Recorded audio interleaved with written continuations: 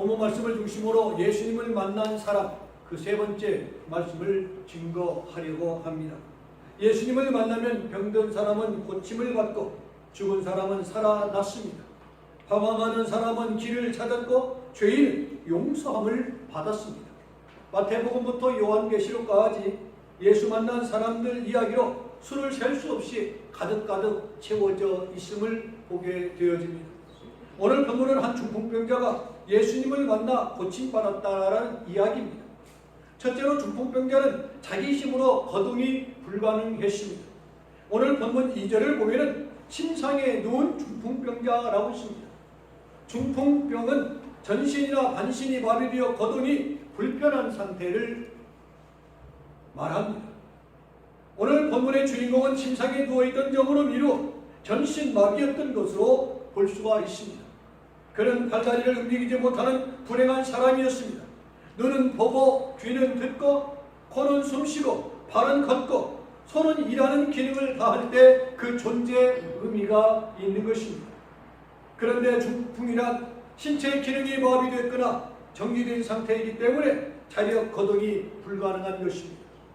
현대인 중에 신체 기능은 완전한데 영적 기능이 마비된 사람이 생각보다 참 많이 있음을 보게 되어집니다. 이후에 어쨌든 찬송할 때 찬송을 부르지 않고 기도해야 할 때 기도하지 아니하고 봉사해야 할 때 일하지 않는 사람은 영적 기능이 마비된 사람이라고 말할 수 있을 것입니다. 자신의 건강 진단을 하는 두 가지 방법이 있습니다. 하나는 자신이 성경을 읽으면서 진단하고 깨닫는 것입니다. 그러나 성경을 읽지 아니하면 그것이 불가능한 것입니다. 성경을 읽더라도 그 뜻을 깨닫지 못하면 자신의 영적 건강 상태를 진단할 수가 없는 것입니다. 다른 하나는 설교를 통해서 깨닫는 것입니다. 설교가 무엇입니까? 설교는 하나님의 말씀인 성경을 재조명하고 해석하는 것입니다. 그런데 그 설교를 제대로 듣지 않는다든지 방어벽을 치고 거부한다든지 비판적인 입장에 있다든지 할 경우에는 아무런 설교를 들어도 아무런 소용이 없게 되어진다는 것입니다. 우리는 설교를 통해서 나 자신의 건강 상태를 진단하고 치유받게 되려면 설교를 하나님의 말씀으로 받고 들어야 할 줄로 믿습니다. 그래야 나의 영적 건강이 확인되고 처방되고 치유될 수가 있기 때문에 그렇습니다. 둘째로 예수님께 데려온 사람들이 있었습니다. 오늘 본문 2절을 보니까 침상에 누운 중풍병자를 사람들이 데리고 오거늘 이라고 했습니다. 그를 예수님께로 데려온 사람들이 있었기 때문에 그가 예수님을 만날 수 있었다라는 것입니다. 저를 예수님께로 데려온 분은 누구시겠습니까? 저를 예수님께로 데려오신 분은 세상을 떠나신 제 어머님이십니다. 제 어머님은 외모도 초라하고 생활은 가난하고 학력은 무였고 사회적 지위도 없었습니다. 그런데 제 어머님은 저를 예수님께로 데려다 준 당사자이시고 그리고 목사로 만들고 천국에 가셨습니다. 저를 위해 평생 기도하셨고 복중에 있는 저를 데리고 새벽예배를 다니시고 평생 기도하셨고 그리고 주일 낮예배, 밤예배, 수요일 예배, 구역예배 매일 새벽예배를 빠짐없이 다니셨습니다. 그러니까 저는 복중에 있을 때부터 어머니의 선택을 따라 신앙생활을 시작했고 뱃속에서부터 대한예수교 장로교 합동측에서부터 자라 오늘에 이르게 된 것입니다. 제 두 자녀도 마찬가지일 것입니다. 선택의 여지가 없이 부모님을 따라서 한 교회를 열심히 섬기고 왔습니다. 다른 교회를 돌아볼 새도 없이 그 신앙적 선택이 오늘의 저를 만들어 준 것입니다. 다시 말하면 저를 주님께로 데려다 준 것입니다. 그리고 어머니의 기도와 소박한 배려가 주의 종이 되는 쪽으로 저를 인도해 냈던 것입니다. 저는 상고를 나왔습니다. 이리중학교와 이리상고는 같은 울타리 안에 있습니다. 이리중학교를 나오고 이리상고를 들어가 1학년 때 그림을 그리는데 고2 1학년 때 그림을 그리는데 미술 선생님이 보고 깜짝 놀라는 거예요. 내가 20년 넘게 아이들을 가르쳐 왔는데 너처럼 그림의 특별한 달란트를 특별한 것을 가지고 있는 아이는 처음 봤다. 네가 정말 그림을 그려서 서양화 작가로 살았으면 참 좋겠다 라는 말을 하셨고, 처음 그 얘기를 들었을 때 저에게는 많은 흥분이 있었습니다. 그래서 두말할 나위 없이 선생님의 말씀에 따라서 화가가 되도록 분발하겠습니다.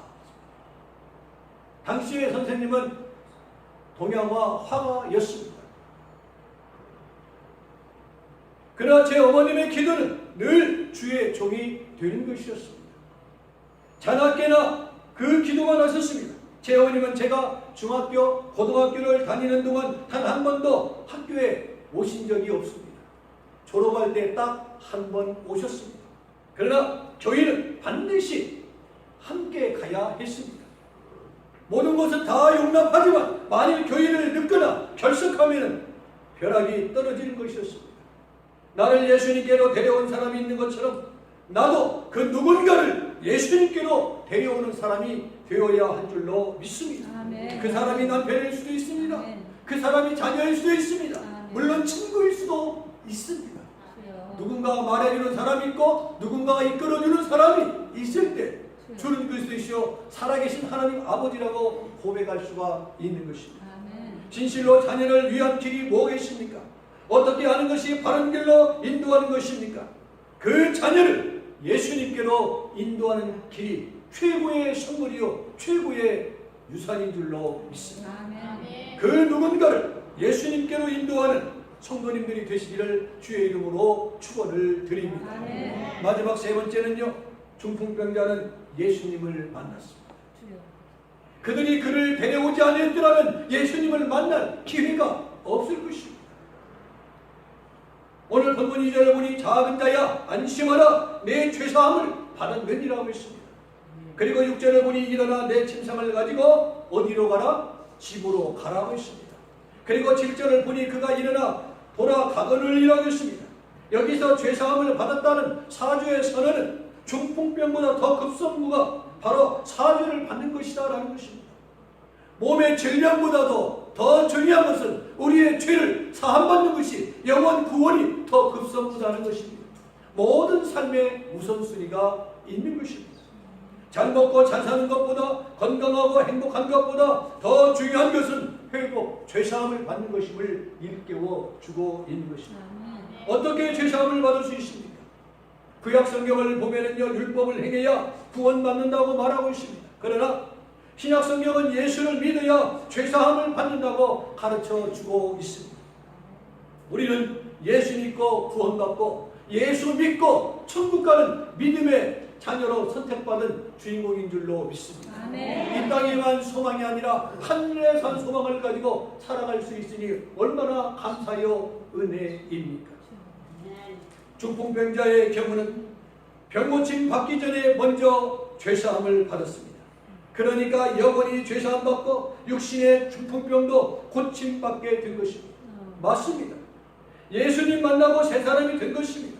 그리고 예수님 만나고 영육간에 치유함 받아 온전한 사람, 남은 세계가 더더욱 복된 삶이 되었다라는 말입니다. 미국 이민교회에 있었던 이야기 하나를 여러분에게 소개합니다. 아내의 건의로 남편이 교회를 다니기 시작을 합니다. 물론 한국에 있을 때도 교회에 나갔던 분이었고 서리집사 직분에 받고 교회를 섬겨왔던 분입니다. 그런데 교회에 가는 것이 마음에 영 들지 않았습니다. 주일을 성수하라, 기도하라, 전도하라, 11조하라, 술과 담배를 하지 말라, 성경 공부하라 등등 영 마음에 들지 않는 소리를 반복하게 하는 소리가 귀에 거슬렸습니다. 그는 생각했습니다. 지금 세상이 어떤 세상인데 17세기 케케묵은 설교를 한단 말인가? 어떻게 미국에 이런 고리타분한 교회가 있을 수 있다는 말인가? 좀 더 현대적인 교회는 없을까? 그러는 중에 어느 날 친구로부터 그런 교회가 있다고 소식을 듣습니다. 소문난 교회가 있으니 한번 찾아가 보겠나? 좋네. 이 사람아 좀 알려주겠나? 그래서 드디어 소문난 교회를 찾아갑니다. 목사님의 설교는 완전히 시사평론이었고 문학 강의였고 이민 강의였습니다. 참신하고 현대 감각이 넘쳤습니다. 예배 후가 더 멋졌습니다. 교회 옆 공원으로 교인들이 나가 불고기 박해를 합니다. 그리고 맥주와 와인이 동원되어 있습니다. 얼마나 멋지고 현대 감각 있는 교회입니다. 그가 바라던 이상적인 교회를 만나게 된 것입니다. 문제는 그 이후입니다. 그 이후 그 교회는 문을 닫았고 그 집사님은 불신자가 되었습니다. 영혼이 죽은 것입니다. 지금은 그 목사도 집사도 세상을 떠났습니다. 그런데 그 집사는 수년간 신앙생활을 중단하고 있다가 세상을 떠났습니다. 그저 안타까울 뿐인 것입니다. 사랑하는 성도 여러분, 왜 교회에 나오십니까? 여러분은 왜 신앙생활을 하십니까? 예수님을 만나기 위해서 교회에 나오고 하늘의 산소방을 가지고 오늘을 살아가기 위하여 믿음 생활하고 있는 줄로 믿습니다. 아멘. 오늘 우리는 여기서 예수님을 만나야 합니다. 반드시 만나고 돌아가야 할 줄로 믿습니다. 아멘. 오늘이 내 인생 마지막 주일이다라는 마음과 감으로 예배를 드려야 할 줄로 믿습니다. 아멘. 30년 목회하면서 세워진 해돋는 교회를 통하여 다음 주일도 오겠지 하고 예배를 드렸던 분들 중에 여러분들이 천국에 가셨습니다. 오늘은 나의 시간이지만 내일은 하나님의 시간입니다. 오늘은 예배를 드릴 수 있었지만 다음 주에는 나에게 주어질지 그렇지 못할지 아무도 장담할 수가 없는 것입니다.